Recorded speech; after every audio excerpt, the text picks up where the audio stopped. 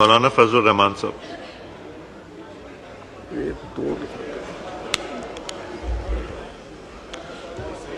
بسم اللہ الرحمن الرحیم نحمدہ ونصلی علی رسولہ الکریم. جناب اسپیکر، یہ تو ماہر قوانین جانے کہ آج جو ترمیم لائی جا رہی ہے اس کی قانونی ضرورت کتنی ہے اور کتنی نہیں، یا ہے بھی اور نہیں. لیکن اس قسم کی جو قانون سازیاں ہیں جناب اسپیکر، اس کا ایک اپنا پس منظر بھی ہے، اس کی ماضی بھی ہے اور طویل ماضی ہے. دہشت گردی کے حوالے سے، دہشت گردی کے خلاف جنگ یہ صرف پاکستان میں نہیں عالمی سطح پہ شروع ہوئی تھی، اور دہشت گردی کے خلاف جنگ کی قیادت امریکہ بہادر خود کر رہا تھا، اور پاکستان کی مشرف گورنمنٹ نے اس اتحاد کا حصہ ہونے کا فیصلہ کیا تھا. اور اس کے بعد دہشت گردی کے ساتھ ساتھ یہاں پر بدعنوانیوں کے خلاف، کرپشن کے خلاف نیب قوانین بنائے گئے. مجھے تعجب اس بات پر ہے کہ کبھی کسی قانون دان نے یا کبھی کسی پارلیمنٹیرین نے اس تمام تر تاریخ اور اس تمام تر ماضی میں، اس تمام تر قانونی چارہ-جوئیوں میں اس نقطے کو کبھی دیکھا ہے کہ ہم نے اس قانون سازی کے تحت پاکستان کے ہر فرد کو، پاکستان کے ہر شہری کو پیدائشی مجرم قرار دے دیا ہے. پاکستان کا ہر شہری اس وقت پاکستان میں مجرم ہے. حکومت اور ادارے جب چاہیں بغیر پوچھے کسی شخص کو بھی گرفتار کر سکتی ہیں، اور گرفتار کر لینے کے بعد پھر اس کو ثابت کرنا ہوگا کہ میں گناہ گار نہیں ہوں. یہ شریعت کے لحاظ سے کہاں ہے، یہ انسانیت کے لحاظ سے کہاں ہے؟ اس کا نشانہ صرف پاکستانی قوم کو کس طرح بنا دیا گیا ہے. اور پھر ہماری طرح کے کچھ کمزور ممالک، ترقی پذیر ممالک، ان کے کچھ حوالے بھی دیے جاتے ہیں کہ یہ قانون فلاں ملک میں ہے. قانون پھر غلط قانون کو بطور نظیر پیش نہیں کیا جا سکتا. آپ جانتے ہیں کہ کتنے ممالک ہیں دنیا میں کہ اسی طرح کی غلط قانون سازیوں اور عدالت کے غلط فیصلوں کے نتیجے میں ہمارے قانون اور ہمارے فیصلے بطور نظیر پیش نہیں کیے جا سکتے. ان عدالتوں نے بھی پابندی لگائی ہوئی ہے، ان پارلیمنٹوں نے بھی پابندی لگائی ہوئی ہے. ہم کہاں جا رہے ہیں؟ میں بتانا چاہتا ہوں، ایک شخص کو گرفتار کیا گیا خفیہ رپورٹ کی بنیاد پر اپنے گاؤں سے 15-16 کلومیٹر دور، اور لگا دیا کہ جی اس کے گھر سے اسلحہ پکڑا گیا. بھائی تم گھر میں گئے نہیں ہو، تم نے 16 کلومیٹر دور اس کو پکڑا ہے، ایک دکان میں پکڑا ہے اس کو، گھر سے برآمد ہو گیا اسلحہ. اس طرح کی جھوٹ بولے جاتے ہیں. ہم نے وہ مثالیں بھی دیکھی ہیں کہ اے پی ایس حادثے سے 1 سال پہلے ایک نوجوان کو اٹھایا گیا، 1 سال پہلے اداروں کی کسٹڈی میں تھا، اور اس جرم کی پاداش میں ان کو پھانسی دی گئی اور لٹکا دیا گیا. کون سا انصاف ہے ہمارے اس ملک میں؟ کس انصاف کی آپ باتیں کر رہے ہیں؟ دہشت گردی کے خلاف جنگ کب سے شروع ہوئی، کب سے ہم سفر کر رہے ہیں، اور میرے خیال میں یہ گزشتہ 20-25 سالوں میں جو ہم نے دیکھا ہے، یہاں دہشت گردی ختم کب ہوئی ہے؟ کہ آپ کہتے ہیں کہ جی آج ایک نئی لہر آ گئی ہے. اس کے دہشت گردی ختم کب ہوئی ہے؟ اس کا سلسلہ کب ٹوٹا ہے؟ ہم اپنے گاؤں میں نہیں جا سکتے. میرے ملک کا ایک معزز شہری میرا مہمان تھا، میرے گھر سے نکلا، میرے گاؤں سے اسلام آباد کے لیے.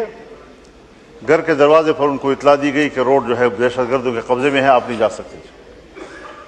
اور یہ 5 بجے کا ٹائم تھا، عصر کا. 2 دن کی بات ہے. کہاں ہے آپ کا رٹ؟ کہاں ہے آپ کی حکومت؟ باجوڑ میں کیا صورتحال بنی ہوئی ہے؟ اور پھر ہم پبلک کو آگے کرتے ہیں، قبیلے کو کہتے ہیں آپ بات چیت کریں۔ بابا ان کے پاس اسلحہ ہے، میں غیر مسلح ہوں۔ تمام قبائل کو آپ نے غیر مسلح کر دیا ہے، ان کے پاس اپنے تحفظ کے لیے کوئی چیز نہیں ہے، اور آپ مسلح لوگوں کے ساتھ کہتے ہیں کہ آپ مذاکرات کریں۔ فوج کیوں مذاکرات نہیں کرے گی؟ لا انفورسمنٹ ادارے کیوں مذاکرات نہیں کرے گی؟ پھر عوام کو آپ ان کے مقابلے میں لے آتے ہیں، پھر عوام کی بات نہیں مانی۔ کہاں مانتے ہیں وہ؟ لہذا اسٹریٹجی بناؤ، کوئی سلیقے سے بناؤ، کوئی طریقے سے بناؤ، اور اس پر ایک باقاعدہ پارلیمانی کمیٹی کا اجلاس بلاؤ، مشورہ کرو کہ کیا صورتحال بن سکتی ہے۔ اس قانون سازی سے تو میں اللہ کے 99 ناموں کو گواہ بنا کر پیش کرتا ہوں کہ اس قانون سازی سے ایک ناخن برابر کوئی فائدہ نہیں۔ کرتے جاؤ قانون سازی، کرتے جاؤ قانون سازیاں، اور کرتے جاؤ قانون سازیاں۔ اس پارلیمنٹ کی بھی کوئی اہمیت نہیں ہے، اس کی قانون سازی کی کوئی اہمیت نہیں ہے۔ ایک قانون بنتا ہے، دباؤ آتا ہے، آپ اس میں ترمیم کرتے ہیں۔ آپ نے نیب کی قانون میں ترمیم کی، اس کے بعد پتہ نہیں پھر کون کون سے راستوں سے آپ نئی قانون سازی کے ساتھ وہی کوئی چیزیں لاتے ہیں۔ خدا کے لیے اگر ہمارے اوپر آپ نے جبر مسلط کرنا ہے اور آپ نے جبر کا نمائندہ بننا ہے، آپ نے جمہور کا نمائندہ نہیں بننا، تو پھر آپ ٹھیک ہے، فیصلے صحیح کر رہے ہیں۔ ٹھیک کھولیں۔ قانون سازی یہ کہیں سے کرائی جا رہی ہے، کسی دباؤ کے تحت پارلیمنٹ چل رہا ہے۔ تو جناب اسپیکر، آپ کے ہوتے ہوئے پارلیمنٹ کو دباؤ میں نہیں ہونا چاہیے۔ پارلیمنٹ کو ثابت کرنا چاہیے کہ وہ سپریم ہے، اس کے سپرمیسی کو ہمیں ثابت کرنی پڑے گی، ورنہ یہ جو صورت، اب کیا یہ پلان، نیشنل ایکشن پلان کبھی کبھی یاد آ جاتا ہے۔ نیشنل ایکشن پلان، آپ اس کے متن کو پڑھیں۔ اوپن اجلاس میں شاید میں بات کروں تو اس کا کوئی زیادہ فائدہ نہیں ہوگا، نقصانات ہوں گے، جتنا امتیازی قانون وہ پلان کی صورت میں بنایا گیا ہے وہ قانون بھی نہیں ہے، وہ ایک ایگریمنٹ ہے، آپس کی بات ہے۔ ہم نے سرکاری طور پر ایگزیکٹو کے طور پر اس کو اپروو کیا ہے۔ اس ایگزیکٹو آرڈر کے تحت تو میثاق جمہوریت بھی اپروو ہوا، اس پر عمل کیوں نہیں کیا جا رہا؟ نیشنل ایکشن پلان ایک امتیازی قانون ہے۔ میں نے اجلاس کے دوران اس وقت بھی جب یہ پاس کیا جا رہا تھا، اس لمحے بھی میں نے اس کو مسترد کیا تھا، میں آج بھی فلور آف دی ہاؤس پر اس کو مسترد کرتا ہوں۔ لائے ریاست جو طاقت لائے ہمارے خلاف، ہم اس کو بھگتنے کے لیے تیار ہیں، لیکن ناجائز قانون، امتیازی قانون کو تسلیم کرنے کے لیے ہم تیار نہیں ہیں۔ آج پھر آپ ہم پر ایک مارشل لا مسلط کر رہے ہیں، آپ پھر ایک بار ہم پر ایک جبر مسلط کر رہے ہیں۔ آپ کیا کر رہے ہیں؟ راتوں رات مسجدیں گرائی جا رہی ہیں، اسلام آباد بھی گرائی جا رہی ہیں، آپ خود دہشت گردی کو دعوت دے رہے ہیں، آپ تو انتہا پسندی کو دعوت دے رہے ہیں۔ کبھی ہمارا ماٹو تھا، لاہور کی ایک مسجد بنی، شب بھر میں بنا دی مسجد تو ایمان کی حرارت والوں نے، اور آج شب بھر میں گرا دی مسجد۔ آگے نہیں کہتا ذرا مختلف ہو جاتا ہوں۔ جی شکریہ، جی شکریہ مولانا صاحب۔ کھولیں مولانا۔ 50 کی آپ نے لسٹ مہیا کی ہوئی ہے۔ مسجد جب بن جاتی ہے تو پھر وہ مسجد ہے، قیامت تک کے لیے مسجد ہے۔ کسی مائی کا لال اس مسجد کو نہیں گرا سکتا۔ ہم اپنا خون گرائیں گے لیکن مسجد کو نہیں گرنے دیں گے، اور اس کو دوبارہ تعمیر آپ پر لازم ہے۔ آپ نے 24 گھنٹے کا ٹائم لیا تھا، آج 1 بجے وہ ٹائم ختم ہو گیا ہے، ابھی تک آپ نے وہاں اینٹ نہیں رکھی۔ اگر صورتحال خراب ہوتی ہے تو فضل الرحمان ذمہ دار ہوگا۔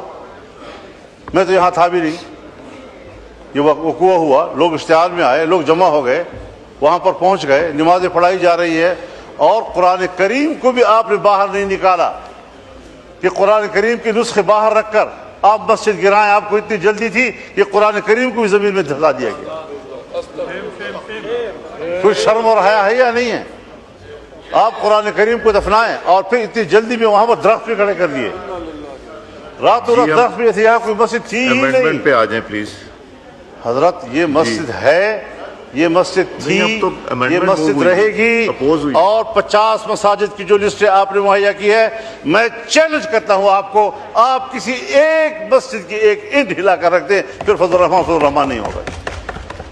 مذاق بنا رکھا ہے آپ لوگوں نے، اس طرح کی حرکتیں کی جائیں گی ملک کے اندر، پھر کہیں گے جی ذرا ٹھنڈا کرو معاملے کو، ٹھنڈا کرو معاملے کو، ابھی 14 اگست آ رہا ہے، ابھی وزیر داخلہ ملک میں موجود نہیں ہے، ذرا ان کو آنے دیں۔ بھئی اتنا وقت آپ کو گرانے میں بھی لگا جتنا آپ 1 گھنٹے رکھنے کے لیے مانگ رہے ہیں؟